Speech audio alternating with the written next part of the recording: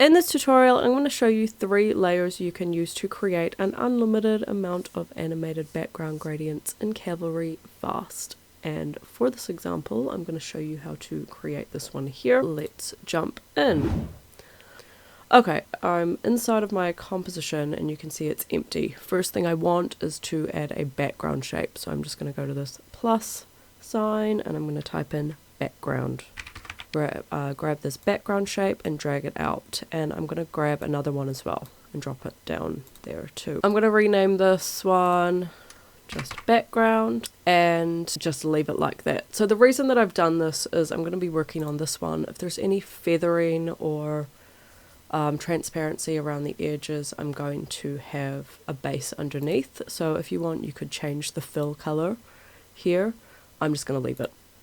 So on this background shape, on my fill tab, I'm going to click add shader and I'm going to go gradient shader. And jumping onto this layer, you can see there's a gradient here where you can start adding colors if you want. If you want to change them, you could double click like so.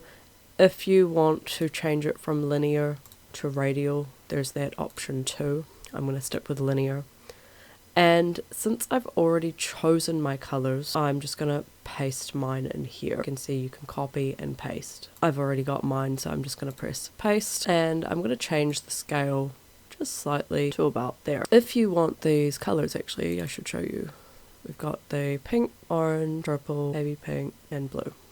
Okay, so now we're going to make the gradient move a little bit. So on background shape, again, I'm going to go to filters and I'm going to go to distortion. And you can see what I meant about the background showing through. So if you go onto the distortion layer, I'm just going to show you some things that you can change to get some cool effects. So you can change the amplitude and the direction that it's going. In the shader settings, you can just start coming in here and just adjusting stuff.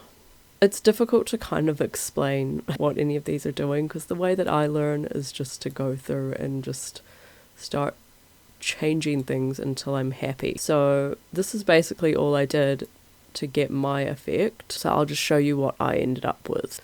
So here's the settings that I've done. I'm sure you can come up with something rather exciting yourself, so I don't want to make it redundant and just go over everything. Some things to note are the time and the time scale. If you change this, it will change how quickly things are moving, which I don't really like. Every time I use this effect, I just kind of change that to 0. If I want to add animation, I just want to do it elsewhere. Yeah, and the last thing that you can do for a background, which I think most people, a lot of people like to choose to do, is to add a kind of blur to it. So you can just go back to your background shape, click filters and go fast blur, and on that layer I'm just going to bring this up. There you have it.